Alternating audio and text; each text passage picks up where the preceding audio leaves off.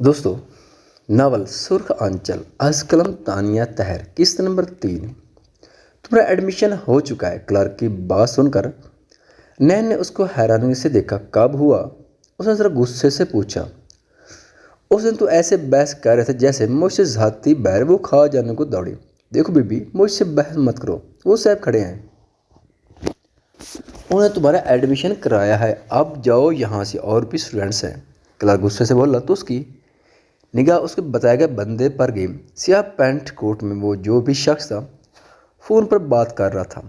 नैन ने अपनी फाइल उठाई और उस आदमी की जानिब बढ़ी। और अचानक जब मन चाहा शख्स आपके सामने खड़ा होता है तो आपके जज्बात किस कदर मुश्किल में होते हैं, बिल्कुल वैसे ही कबीर के साथ हुआ था। अचानक वो उसके सामने आ गई थी, फाइल्स को सीने से लगाए, गाउन उस तरह गाउन के ऊपर दुपट्टा लिए जिसमें उसके बालों की गोल्डन लिटें निकल कर चेहरे को छू रही थी। बार बार हर किस्म के मेकअप से पाक चेहरा चमकता हुआ रोशन, बस खड़ी नाक में छोटा सा सफ़ेद नाग। हालांकि उसकी उम्र के लिहाज से ये फैशन कुछ मुनासिब नहीं था, मगर वो नाग कबीर के दिल का हाल बुरा कर गया था। वो सकूत में खड़ा उस लड़की को देख रहा था जिसकी नज़रें सपाट थीं। मेरे एडमिशन के पैसे आपने भरे हैं? नैन उसके इस तरह देखने पर कुछ बरहम नज़र आ रही थी। कबीर ने इर्द गिर्द देखा जैसे अपना तलस्म टूटा हो और मोबाइल कान पर से हटाया। हाँ, वो बोला। किस लिए? वो बिना किसी लचक के बोली थी। कबीर के पास अलबत्ता जवाब नहीं था। वो यूं ही खड़ा रहा, नजरें उस चांद की चांदनी की तरह खिलते चेहरे पर से हटने का नाम नहीं ले रही थी। नैन ने उसे टिकटी बांधे देखा और गुस्से से अपने हाथ की मुट्ठी में दबे पैसे उसकी जाने बढ़ा दी।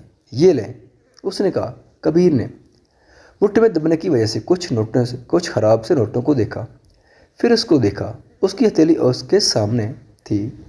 दिल के छू कर महसूस कर ले, मगर उसने दिल की कभी मानी नहीं थी। ज़रूरत नहीं है उसकी, उसने बस इतना कहा था। मगर मुझे है मिस्टर XYZ, मैं खुद को किसी भी मुसीबत में नहीं पढ़वाना चाहती। उसने सुर्ख चेहरे से उसकी मजबूत हथेली थामी और उसमें नोट पटक कर वो घुसली निगाह उस पर डालकर वहाँ से चलती गई। कबीर ने अपने हथेली को ऑफरित जाती हुई नैन को देखा, हाइट और स्लिम, ऊपर से जरा नखरीली सी। वो कबीर की धड़कनों के साथ पर बजने लगी थी। उसने मुस्कुराकर वो नूर मुट्ठी में थाम ली और वहाँ से बाहर निकल गया। सुबह जैन के साथ वहाँ पर वो आया था, मगर जैन तो गद्दे के सर पर से सींग की तरह गायब हो गया था। अलबत्ता उसे फ़र्क नहीं पड़ता था, वो जिस काम के लिए आया था वो हो गया था। अस्सलाम वालेकुम। काफ़ी का कप हाथ में था। मैं वो रफ नाइट ड्रेस में लाउंज के सोफे पर दोनों टांगें ऊपर किए बैठे था। दोपहर हो चुकी थी, तभी उसकी आंख खुली थी और वो सीधा नीचे आ गया था। मदिया को देखकर उसने सलाम किया, जबकि मदिया ने नज़रों में ही उसकी नज़र उतार दी थी। वैसे तो उसके चारों बेटे ही बहुत हैंडसम थे, मगर सालार अपने लुक्स को कुछ ज़्यादा ही मेंटेन रखता था। और फिर उसकी और जैन की आंखों का हेजल गहरे कलर और भी खूबसूरत लगता था। जब कबीर और आरिस का होंठों के पास तिल, उसके बेटे सब में अलग ही नुमायाँ होते थे। सालार के पास आकर उसके बड़े बड़े बिखरे बालों को माथे पर से हटाकर उसकी पेशानी को चूमा था। मेरा नालायक बेटा, आखिर वो घर को लौट आ गया। वो उसका एसी ब्लैंकेट उठाकर बोली, जो वो साथ ही ले आया था। सलाह ने उसकी जानिब देखा और मुंह बनाया। दुनिया से पूछिए आपका बेटा नालायक है या नहीं, ये तो मेरी जान आपके बाबा ही बताएंगे कि अब की बार आप किस चीज़ के लायक है। वो हंसी, जबकि सालार को याद आ गया पिछली बार जब 1 महीने बाद वो घर लौटा था तो मुर्तज़ा ने जूतियों से उसकी मुर्तवाज़ो की थी। बेटा हूँ यार मैं आपका, और आपके जलाद शोर से मुझे डर भी लगता है। वो मिनमिनाया। हाँ, इतने ही आप मासूम हैं जितना हंगामा आप और आरस मचाते हैं, और तो कोई नहीं करता इतना। खैर, मैं आरस की तरह बेवकूफ़ नहीं हूँ। सालार ने शाने उचकाया। छोटा भाई है आपका, समझा करें उसे। मदिया उसके पास बैठ गई। उसकी अकल समझने के लायक नहीं। दुनिया जहाँ की जिद है उसमें उसे कबीर ही सेट कर सकता है। सालार ने शाने उचकाए और कप सोफे पर ही रख दिया। मदिया ने घूर कर कप उठा लिया, जबकि सालार मुस्कुराकर अपना सेल फोन देखने लगा। अपने बाबा से मिलने चले जाइएगा ऑफिस। मदिया ने उठते हुए कहा, ना जी, कबीर आएगा फिर ही मैं किसी से मिलूंगा, मुझसे नहीं हंडते आपके शोर। शट अप सालार, बाबा कहा करें। मदिया ने घूरा। हाँ वही, वो लारपाई से बोला, जबकि मदिया ने नफ़ी में सर हिलाया। भैया आ गए आप। प्रेशर और अमल एकदम चीख के सालार के हाथ से सेल गिरता गिरता बचा। जब मैं नज़र आ रहा हूँ तो आ गया हूँ। ये चीखने की क्या तुक थी? वो दोनों को घूर कर बोला, जबकि वो दोनों ही हंसने लगी। क्या लाए हैं आप हमारे लिए? सबसे पहले ये बता दें ہمیشہ کی طرح انہوں نے سوال کیا۔ سالار نے سیل فون سائڈ پر رکھا۔ کیا مجھے کچھ لانا تھا؟ وہ پرسوچ ہوا۔ بھیا، وہ دونوں چیخیں۔ آرام سے ابھی سوٹ کیس نہیں کھولا میں نے۔ وہ ہنستے ہوئے بولا، میں کھولوں گی۔ پریشیا جلدی سے اوپر بھاگی۔ ایت کو بھی لیتی آنا اور بنا کھولے سوٹ کیس میرے پاس ہو۔ وہ آنکھیں نکلتا وار کرنے لگا۔ ہاں ہاں ٹھیک ہے۔ پریشیا نے سر جھٹکا۔ مجھے تو سامان سے مطلب ہے، وہ مزے سے بولی۔ میں ایت کو بلاتی ہوں، امال نے کہا تو سالار نے سر ہلایا۔ تنزیلہ افشین صوفیہ اس سے ملی تھی۔ ایت اپنے لیے لائے گا سامان دیکھ رہی تھی۔ سالار نے اسے اپنے پاس بٹھایا ہوا تھا جبکہ سارا کام پریشیا اور عمل کر رہی تھی۔ چند پل کو وہ عارض کو اور اپنی حالت کو بھول پا کر اپنے ہاتھ میں موجود بڑے سارے بھالو کو خوشی سے دیکھ رہی تھی۔ تھینک یو بھیا، وہ خوشی سے بولی۔ مسکراہٹ نے اس کے چہرے کو بے پناہ حسن بخش دیا تھا جبکہ سالار نے مسکرا کر سر ہلایا اور ایت کی نگاہ عارض پر گئی جو لاؤنج کے دروازے میں کھڑا اسی کی جانب دیکھ رہا تھا۔ سرد سپاٹ نظریں ایت کی مسکراہٹ سمیٹتی چلی گئی۔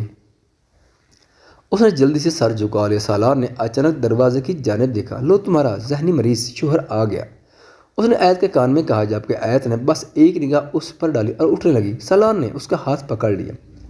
بیٹھو چپ چاپ، اس کی مجال نہیں ہے میرے سامنے تمہیں کچھ کہے اور بلا وجہ ڈرتی ہو تم، وہ بولا جبکہ عارض کو اگنور کر دیا تھا۔ عارض اندر آیا اور ڈائریکٹ ایت سے بولا، مجھے کچھ کھانے کو دو۔ وہ اکثر اس پر حکم جماتا تھا مگر کبیر اور بابا کے سامنے دور ہی رہتا تھا۔ ایت سر ہلاتی اٹھی جبکہ سالار نے پھر اسے بٹھا لیا۔ بھائی تمہارے ہاتھ پاؤں سلامت ہیں، جا کر لے لو کچن سے، اسے چڑھانے والے انداز میں کہا اور ایت کا سامان دیکھنے لگا۔ بھیا میں اپنی بیوی سے بات کر رہا ہوں، عارض سنجیدگی سے بولا جبکہ سالار نے اس کی جانب دیکھا۔ ایت کا بھی دل دھک سے رہ گیا تھا، پہلی بار اس نے یہ بات کی تھی۔ میں دیتی ہوں، ایت نے جلدی سے کہا جبکہ سالار نے شانے اچکائے۔ اسے کسی سے کوئی فرق نہیں پڑتا تھا، تبھی زیادہ بحث کیے بنا وہ پریشیا اور عمل کی جانب متوجہ ہو گیا جبکہ عارض ایت کے پیچھے کچن میں آ گیا۔ بیٹا میں سنیکس لا ہی رہی تھی، تنزیلہ بولی۔ گھر میں چہل پہل سی ہو گئی تھی تبھی وہ مسکرا رہی تھی۔ ایت کو دیکھ کر بولی، چچی مگر مجھے سنیکس نہیں کھانے۔ عارض کی سرد آواز سنائی دی تو تنزیلہ نے اس بات میں سر ہلایا اور خود سنیکس لے کر وہاں سے باہر آ گئی۔ ایت نے اس کی جانب دیکھا جو ہاتھ باندھے اسی کو گھور رہا تھا۔ کیا کہیں گے آپ؟ اس کی گرتی اٹھتی پلکوں کے رقص کو تنزیہ مسکراہٹ سے دیکھتا ہوا وہ چیئر کھینچ کر بیٹھ گیا۔ اگر تم پیش ہو جاؤ تو رات اچھی گزر جائے گی۔ ٹانگیں ٹیبل کے نیچے پھیلا کر وہ بے باکی سے بولا۔ ایت کی سانسیں پھولنے لگیں مگر بولنے کی ہمت نہیں ہوئی۔ ہم ڈرامہ، تمہیں ایسا کیوں لگتا ہے میڈم ایت کہ یہ بولی بننے کا ناٹک کر کے تم میرے دل میں جگہ بنا لوگے؟ اچانک چھری اٹھاتا وہ اس کی جانب بڑھا جبکہ ایت کی چیخ سی نکلی۔ عارض نے چھری اس کی جانب کی جبکہ آنکھیں نکال کر اس کو دیکھا، گویا جتایا ہو کہ آواز بند رکھو ورنہ گلا کاٹ دوں گا۔ ایت نے اپنے منہ پر ہاتھ رکھ لیا جبکہ عارض کو سنائی دے رہا تھا جیسے کچن میں کوئی آ رہا ہو۔ اس نے ایت کا ہاتھ پکڑا اور کچن کے ساتھ بنے سٹور روم میں لے گیا جہاں راشن لا کر رکھا جاتا تھا۔ ایت اپنا ہاتھ چھڑانے لگی۔ زیادہ آواز نکالو گے تو سب کو پتہ چل جائے گا، تو بہتر ہے اپنی آواز کا گلا گھونٹ دو ورنہ تمہارا گلا گھونٹنے میں مجھے بہت مزہ آتا ہے۔ وہ بالکل اس کے نزدیک ہو گیا جبکہ ایت کی پشت الماری سے جا لگی۔ پلیز عارض، ایسی حرکتیں کیوں کرتے ہیں آپ؟ وہ اس کی آنکھوں میں دیکھتی بولی۔ صرف ایک بات کہوں گا، اس کے بعد مجھے تم سے غرض نہیں۔ اس کی گردن میں ہاتھ ڈال کر وہ اس کا چہرہ بالکل اپنے نزدیک کرتا ہلکی آواز میں بولا۔ ایت کے سرخ کامتے لب، بھیگی پلکیں اس کو اس کی جانب متوجہ کر رہی تھی جبکہ وہ اس پر غصہ کر کے اپنی توجہ بانٹ رہا تھا۔ پوچھو کیا؟ اس کا دوسرا ہاتھ بے ساختہ اس کے گال کو سہلانے لگا۔ ایت نے ایک پل کو آنکھیں بند کی تھیں۔ کیا؟ وہ بولی۔ بابا سے تم کہو گی کہ عارض کو دوسری شادی کی اجازت دے؟ وہ پھنکارا۔ ایت کا سانس ٹوٹ سا گیا۔ عارض نے تنزیہ مسکراہٹ سے اس کے چہرے کے اتار چڑھاؤ دیکھے، آنکھ سے آنسو ٹوٹ کر عارض کی انگلی پر جا سجے جسے اس نے مسکرا کر ہونٹوں سے لگا لیا۔ پھر میں تمہیں اور تمہارے اس بچے کو دونوں کو قبول کر لوں گا ورنہ میری آخری سانس تک تم بیاہی یا کنواری یا ایک بچے کی ماں لوگوں کو سسپینس میں ہی ڈالتی رہ جاؤ گی۔ سوچ لو۔ وہ پیار سے مسکرایا، اس کی جان نکال کر کیسے بالکل مطمئن تھا۔ ایت کو رونا آ گیا۔ اس کی شرٹ دونوں مٹھیوں میں جکڑ لی جبکہ عارض اس کے کامتے لبوں سے مزید نگاہ نہیں ہٹا پایا اور وہ اس کے چہرے پر اچانک ہی جھکتا اپنے لمس کی شدت سے اسے جھلسانے لگا جبکہ ایت کی سانسیں بند سی ہونے لگیں مگر عارض خمار میں بھٹکتا چلا گیا۔ اپنی سانسوں کی فکر ہوئی تو اس نے اس سے علیحدگی برتی اور اس کو سختی سے جکڑے وہ سانس بحال کرنے لگا۔ ایت کی سانسوں کی پرواہ نہیں تھی۔ اس نے ایت کی گردن کو اور سختی سے جکڑا۔ تمہارے پاس وقت کم ہے، جتنی جلدی ہو بابا سے بات کرو، انہیں مناؤ یا کچھ بھی کرو۔ سبھی اچانک اسے چھوڑ کر وہ دور ہوا اور اپنے لبوں پر سے معمولی سا لگا خون صاف کرنے لگا۔ انگوٹھے پر خون دے کر اس نے وہ خون زمین میں بیٹھی آیت کے گال پر سجا دیا، جس کے لبوں سے خود بھی خون نکل رہا تھا۔ عارض مسکرا دیا۔ یقین مانو تمہاری ساری بھوک ختم کر دیتی ہو، اسے کان میں بولا۔ میں انتظار کروں گا۔ اس کے گال تھپ تھپا کر وہ اس کے پاس سے اٹھا اور کچن میں سے نکلتا چلا گیا۔ باہر وہ سب سن تھے۔ عارض بیٹا کھانا کھا لیا؟ مدیحہ نے پوچھا۔ جی مما، کھانا اچھا تھا، وہ مسکرا کر بولا۔ سب حیرانی سے اس کی مسکراتی بوتھی دیکھنے لگے، جبکہ مما نے مسکرا کر سر ہلایا کہ کہاں جا رہے ہو اب تم؟ سالار نے مغرب کے بعد کا وقت دیکھا۔ عارض نے بھی باہر دیکھا اور پلٹ کر آ گیا۔ جانتا تھا وہ اسے نکلنے نہیں دے گا، اور اگر وہ ضد کر کے گیا بھی تو کبیر اور بابا سے بلا وجہ جھاڑ پلوا دے گا۔ یہ انسان کا بچہ کب بنا؟ سالار نے ماں کے کان میں کہا، جنہوں نے اس کے شانے پر تھپڑ مارا۔ بھائی ہے تمہارا؟ پتہ ہے اس نے کہا۔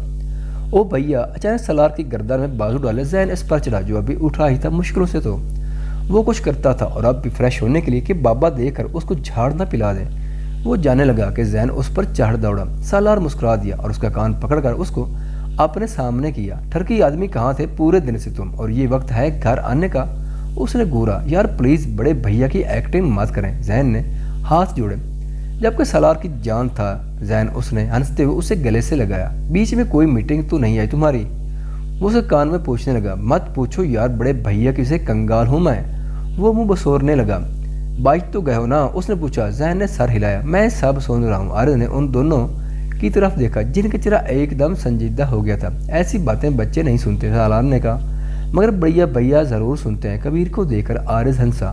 سب اس کو ہنستا مسکراتا دیکھ کر خوش ہوئے تھے۔ سب کی نگاہ کبیر پر گئی، البتہ سالار کی ہنسی سمٹ گئی۔ یار بابا تو نہیں ہے رہے ابھی؟ وہ ایک دم اس کو دیکھتا بولا۔ گاڑی پارک کر کے آ رہے ہیں، کبیر نے سنجیدگی سے کہا، اور عارض کے ساتھ بیٹھ گیا۔ آہ شٹ! سالار جب کہ بھاگا تھا اپنے کمرے کی جانب۔ بابا کو سخت چیڑ تھی کہ ماں بہنوں کے بیچ کوئی بھی لڑکا اپنے نائٹ ڈریس میں بیٹھے، جبکہ وہ کب سے یوں ہی بیٹھا تھا۔ وہ اوپر بھاگ گیا، جبکہ کبیر بھی اٹھا۔ عارض کو کچھ دیر تک میرے روم میں آؤ، اس نے کہا، جبکہ مدیحہ جو عارض کے مسکرانے پر خوش ہو رہی تھی، اچانک جیسے اسے احساس ہوا کہ آیت یہاں موجود نہیں ہے۔ کبیر کے جاننے کے بعد عارض بھی اپنے کمرے میں چلا گیا، جبکہ مدیحہ جلدی سے کچن میں گئی، مگر وہاں کوئی نہیں تھا۔ اس نے اسٹور روم چیک کیا، وہاں بھی کوئی نہیں تھا۔ یا اللہ، اب اس معصوم لڑکی کا دل دکھا کر میرا بیٹا خوش نہ ہو رہا ہوں۔ اس نے دل سے دعا کی اور باہر گئی، جہاں مرتضیٰ صاحب آ گئے تھے۔ سب نے انہیں سلام کیا اور وہ وہیں سب کے بیچ بیٹھ گئے۔ مسکراتے چہرے آنے والے وقت سے انجان رشتوں میں خوش تھے۔ بابا مجھے آپ سے ایک بات کرنی ہے۔ کبیر کو اسٹڈی میں داخل ہوتے دیکھ انہوں نے کتاب بند کی۔ ہاں بولو، اپنے سامنے بیٹھنے کا اشارہ کرتے ہوئے بولے، یعنی اس کی جانب متوجہ ہوئے۔ کبیر ان کے سامنے بیٹھ گیا، ٹی شرٹ اور ٹراؤزر میں۔ وہ یوں بھی کافی ہینڈسم لگ رہا تھا۔ بابا شادی کا فیصلہ کیا ہے میں نے، وہ بولا بنا جھجکے۔ مرتضیٰ مسکرا دیا۔ گڈ، میں تمہارے اسی فیصلے کے انتظار میں تھا۔ وہ مسکرا کر دراز میں سے کچھ تلاش کرنے لگے۔ میں چاہتا ہوں آپ اس لڑکی کے گھر مما کے ساتھ جائیں، میرا رشتہ لے کر۔ وہ بولا کون لڑکی؟ تیوری ماتھے پر ڈالے وہ پوچھنے لگے۔ نین نام ہے اس کا، مجھ سے چھٹی بھی ہے کافی، مگر مجھے پسند ہے۔ وہ بولا تو مرتضیٰ تیش میں اس کی جانب دیکھنے لگا۔ دماغ خراب ہے، یہ درست کرو، تمہارا ہمارے خاندان میں کوئی غیر لڑکی نہیں آئے گی، اور تم سمجھ رہو جو افشین نے ضد میں آ کر لیا تو اب اس گھر میں سب کی ضدیں ماننی جائیں گی۔ وہ ٹیبل پر ہاتھ مارتے بولے، جبکہ کبیر نے سرخ نظر سے ان کی جانب دیکھا۔ میں آپ سے اپنی بات کر رہا ہوں، افشین چاچی کی نہیں۔ کبیر کے مزاج سے کون نہیں واقف تھا، سامنے چیئر پر بیٹھے وہ بھی جانتے تھے۔ کبیر میں بحث نہیں کرنا چاہتا، مگر تمہارے لیے تمہارے مما کی بیٹی ہے کے بارے میں ہم نے کافی پہلے سے سوچا ہوا ہے، خاندانی لوگ ہیں۔ مرتضیٰ تحمل سے بولے، بابا میں آپ سے نین کی بات کر رہا ہوں۔ کبیر نے اپنے غصے کو دبانے کی ہر ممکن کوشش کی۔ کبیر بحث مت کرو، جاؤ یہاں سے، ہم لوگ کل ہی ان کے گھر رشتہ لے جائیں گے۔ وہ بولے اور دوبارہ کتاب اٹھا لی۔ اس وقت کبیر کے خون میں انگارے سے دوڑ اٹھے تھے۔ شادی بھی پھر خود کر لینا۔ پاس پڑی کتابوں کو پھینکتا وہ اٹھا اور تن فن کرتا باہر نکلا تو سالار سامنے سنجیدگی سے کھڑا تھا۔ دونوں کی نظریں ملیں۔ کبیر کا لال سرخ چہرہ تھا۔ وہ وہاں سے اپنے روم میں جانے لگا۔ کبیر بات سنو میری۔ سالار اس کے پیچھے دوڑا۔ مجھ سے کسی نے بکواس کی تو اپنا منہ تڑوائے گا۔ وہ آدھی رات کو دوڑا، جبکہ سالار دور ہٹ گیا۔ میں تم سے بکواس نہیں، صرف بات کرنا چاہتا ہوں اور تم میرا منہ توڑو گے۔